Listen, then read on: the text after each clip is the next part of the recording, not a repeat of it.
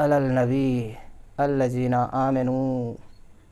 صلو علیہ وسلموا تسلیما۔ اللہ اور اس کے فرشتے اس کے رسول حضرت محمد صلی اللہ علیہ وسلم پر درود بھیجتے ہیں۔ اے مومنو، تم بھی اللہ کے رسول حضرت محمد صلی اللہ علیہ وسلم پر درود بھیجو اور سلام کرو اسے عزت و احترام سے۔ بھائیوں اور بہنوں، اللہ پاک نے حضرت محمد صلی اللہ علیہ وسلم کے راستے کو ہموار کرنے کے لیے، ان کے راستے کو آسان کرنے کے لیے، اسلام کے پیغام کو انجام تک لانے کے لیے تقریباً 1,24,000 پیغمبر اس سے پہلے اسلام کے پیغام کے لیے بھیجے۔ حضرت آدم سے لے کر حضرت عیسیٰ علیہ السلام تک سبوں نے ایک اللہ کی عبادت، ایک اللہ کی پرستش کے پیغام انسانوں تک لائے کہ انسان جس نے ساری دنیا کو پیدا کیے، زمین آسماں اور اس کے درمیان جو کچھ ہے سب اللہ نے پیدا کیے، تو انسانوں کو چاہیے کہ ایک ہی معبود، ایک ہی اللہ کی عبادت کرے، نہ کہ ان کے بنائے ہوئے انسان، جانور اور دیگر چیز جیسے کہ سورج، چاند، تارے اور پہاڑ، پروت، ندی کی پرستش پوجا کرے، بلکہ ایک اللہ جس نے ساری مخلوق کو بنائے، ساری کائنات کو بنائے، اس کی پوجا کرے، اس کی عبادت کرے۔ اللہ پاک نے یہی بات سمجھانے کے لیے آدم سے لے کر حضرت عیسیٰ علیہ السلام تک تقریباً 1,24,000 پیغمبر بھیجے، اور سب نے ایک اللہ کی پرستش کی بات کی۔ لیکن کچھ ہی دنوں میں لوگ پھر پیغمبروں کی باتوں سے، رسولوں کی باتوں سے فراموش کر گئے، پھر لوگ اللہ کے بنائے ہوئے چیزوں کی پرستش کرنے لگے۔ اور ہم لوگ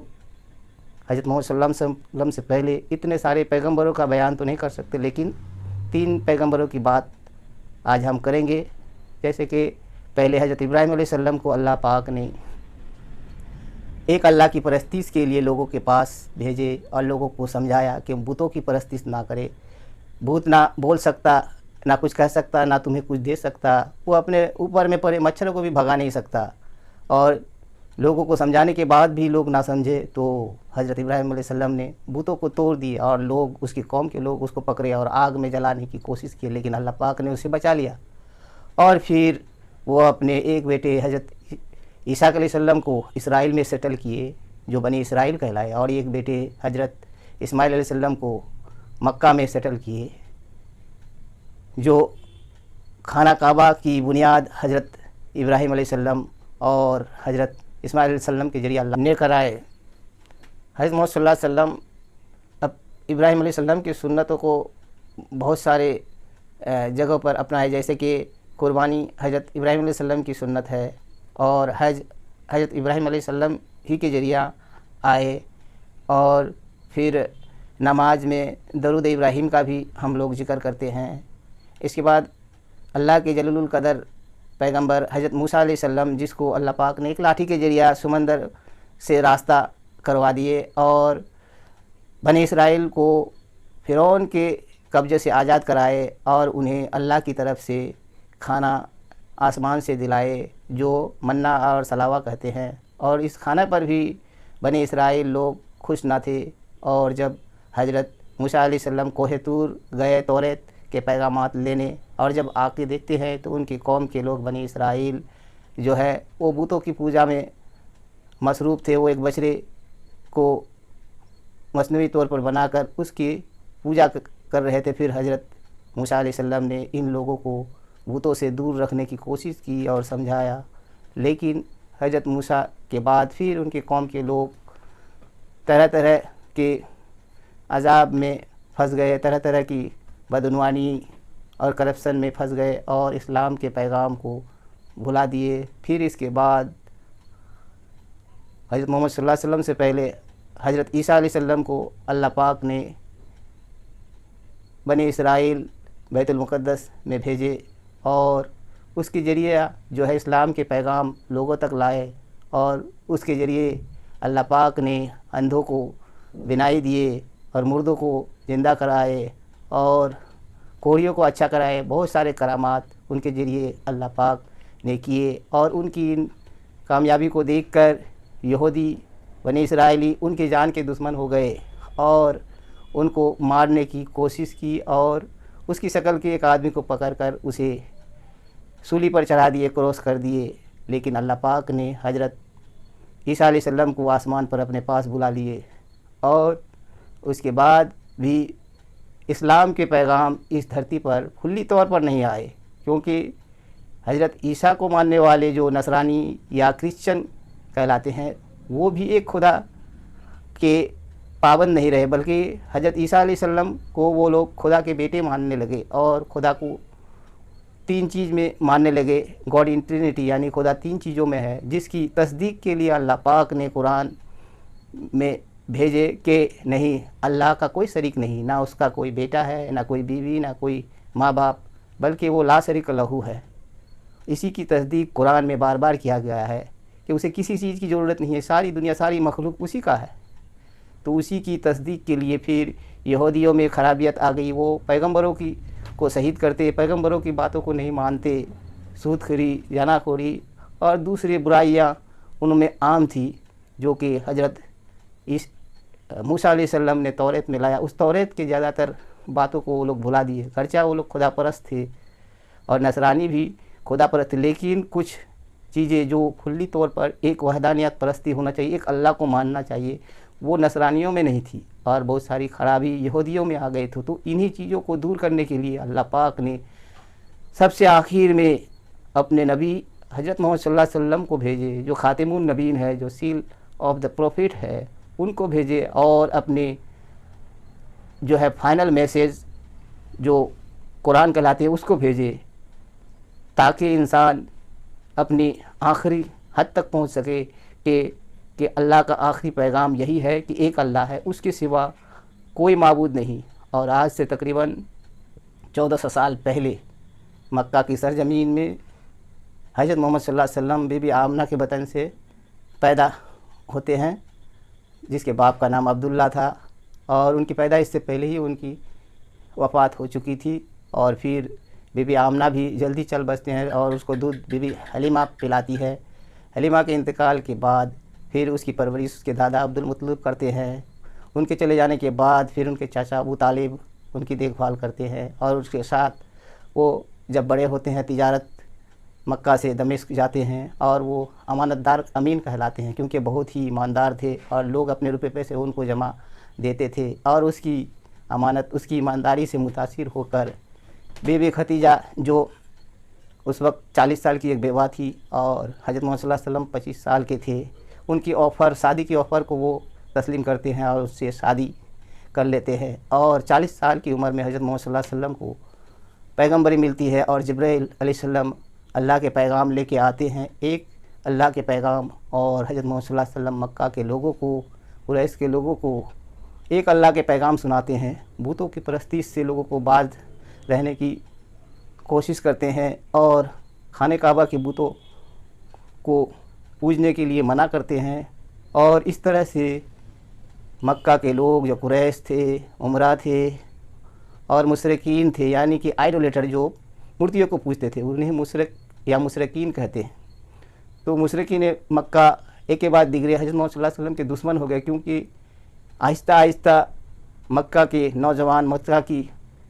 عورتیں جو ہے اسلام قبول کر رہے تھے، جو ان کے پرانے دین کو چھوڑ کر نئے دین، ایک اللہ کی پرستش میں لگے تھے۔ اس سے بڑے اثردار آدمی کو، جو کہ قریش کے تھے اور مکہ کے تھے، برا لگے، اور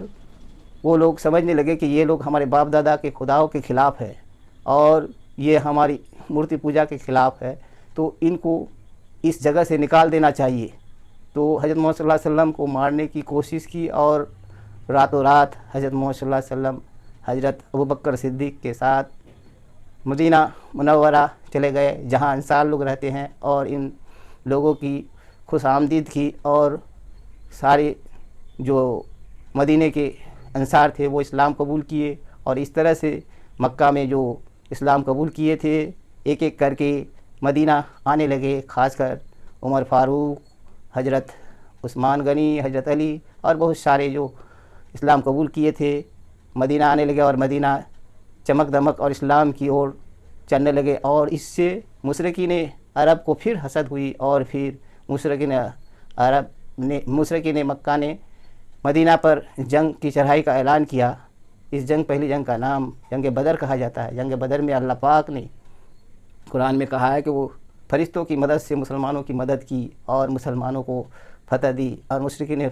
مکہ کو شکست ہوئی، اور ایک کے بعد دیگرے پھر جنگ احد، جنگ خندق، بدر، یہ مشرکین مکہ زبردستی مسلمانوں پر چڑھائی کیے اور ان کو شکست ہوئی۔ اس طرح سے مسلمان آگے بڑھتے گئے، پھر جنگ حنین، جنگ خیبر، اس طرح سے پھر فتح مکہ ہوئی، پھر اس طرح سے مدینہ میں ایک اسلامی ریاست کی بنیاد پڑی اور ریاست اسلامی حکومت کی بنیاد پڑی، اور حضرت محمد صلی اللہ علیہ وسلم کے ذریعے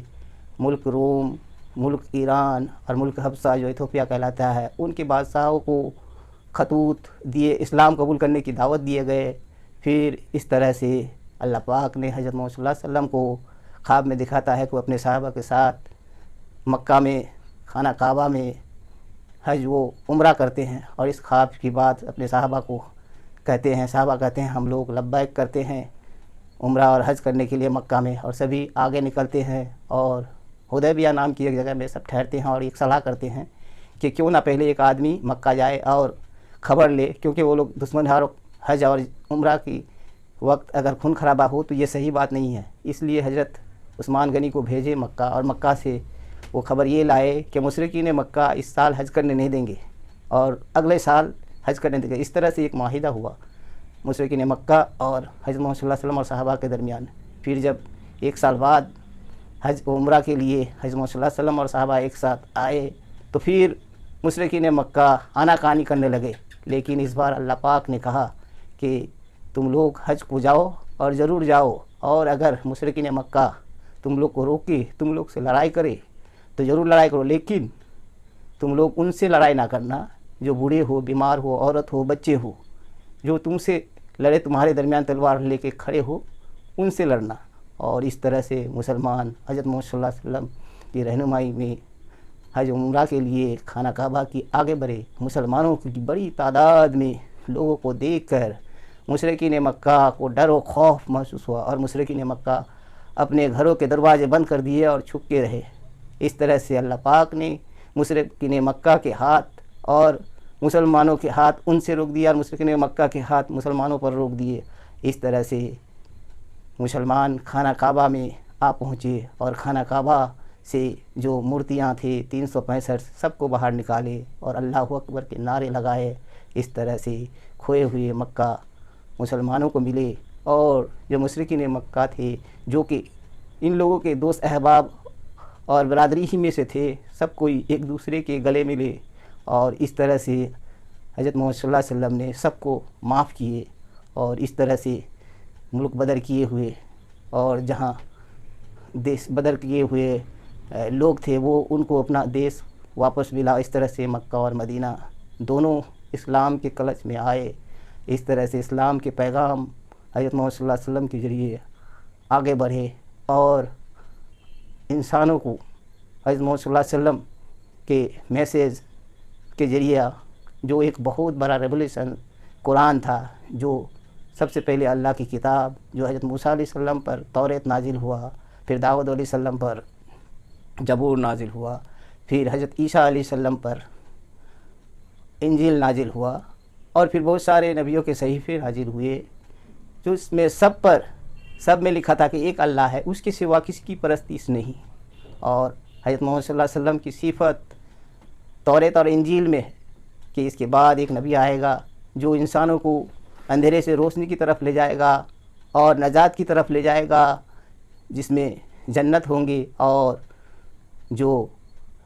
اللہ کے احکام، اللہ کے میسیج، اللہ کے رسول کے میسیج کو ٹھکرائے گا، ان کی جگہ بلیزنگ فائر، بھڑکتی ہوئی آگ ہوگی جو ہمیشہ جلتی رہے گی، اور جو مومن ہوں گے جو ایک اللہ کو مانیں گے ان کے لیے جنت ہوگا، جس میں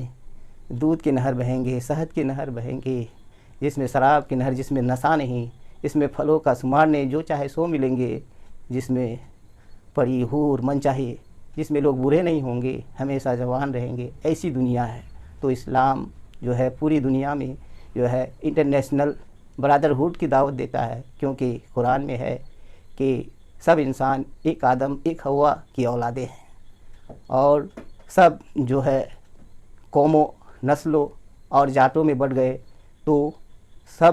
انسان دوسرے کے بھائی ہیں۔ تو ہر مومن کا یہ فرض ہے کہ وہ ہر انسان کو اسلام کی دعوت دے، ایک اللہ کی پرستی کی دعوت دے، ایک اللہ کی طرف آنے کی دعوت دے، نور کی طرف آنے کی دعوت دے، اندھیروں سے اجالے کی طرف آنے کی دعوت دے۔ جو لوگ آج تک گمراہی میں بھٹک رہے ہیں، اللہ کی بنائی ہوئی چیزوں کو، اللہ کی بنائی ہوئی چیزوں کی مخلوقوں کو، جانوروں کی پوجا کرتے ہیں، انسانوں کی پوجا کرتے ہیں، اللہ کی دی ہوئی چیزوں جیسے کہ چاند، سورج، تارے، ندی، پہاڑ، درخت وغیرہ کی پوجا کرتے ہیں، اس سے نجات ملے اور ہمیشہ کی زندگی، وہ جنت جس میں ہمیشہ ایٹرنل لائف ملے گی، جس میں کبھی انسان کی موت نہ ہوگی، نہ کہ ان چیزوں میں جائے جس میں ہمیشہ آگ ہوگی، بھڑکتی آگ میں جلتے رہیں گے۔ تو اسلام کے پیغام بقول علامہ اقبال ایک ہی صف میں کھڑے ہو گئے، محمود و ایاز، نہ کوئی بندہ رہا نہ کوئی بندہ نواز، یعنی کہ اسلام میں نہ چھوا چھوت ہے، نہ جات پات، نہ اونچ نیچ، نہ بڑے چھوٹے، نہ امیر غریب۔ اسلام ہر ایک کے لیے برابر کا درجہ دیتا ہے، ہر ایک کے لیے ایک مقام دیتا ہے، اور اسلام ہمیشہ انسانوں کو انسان سمجھتا ہے، بھائی سمجھتا ہے، ایک آدم کی اولاد سمجھتا ہے، اس لیے اس میں تفریق نہیں کرتا، بھید بھاؤ نہیں کرتا، کوئی کسی اور دھرم سے جلتا نہیں، لیکن صرف دعوت دیتا ہے ایک اللہ کی طرف آنے کی۔ بقول علامہ اقبال، چین و عرب ہمارا، ہندوستان ہمارا، مسلم ہے ہم، وطن ہے سارا جہاں ہمارا، یعنی کہ تصور اسلام کا انٹرنیشنل برادرہوڈ کی ہے، اس میں تفریق کی نہیں ہے، اسلام میں کوئی باؤنڈری نہیں، ہر انسان اسلام کے دوست ہیں، اسلام کے بھائی ہیں، مسلمانوں کے بھائی ہیں، اور ہر انسانوں کی نجات کی بات مسلمان کرتا ہے، اجالوں کی طرف، روشنی کی طرف، نور کی طرف لے جانے کی بات کرتا ہے۔ قرآن میں شروع سے آخر تک ایک ہی میسیج ہے، وہ میسیج ہے ایک اللہ کی پرستش، اسی کی طرف جانا، اسی کی عبادت کرنا، اس کو چھوڑ کر کسی کو شریک کرنا، کسی کو پارٹنر کرنا، اس کا شریک بنانا گناہ عظیم ہے، اس سے نجات پانے کا کوئی ذریعہ نہیں۔ اس لیے آئیے ایک اللہ کی عبادت کریں، ایک اللہ، اور حضرت محمد صلی اللہ علیہ وسلم اللہ کے رسول ہیں، اس کی بتائے ہوئے راستے پر چلے اور نجات کی راہ پائے، ہمیشہ کی راستہ پائے، ایٹرنل لائف پائے۔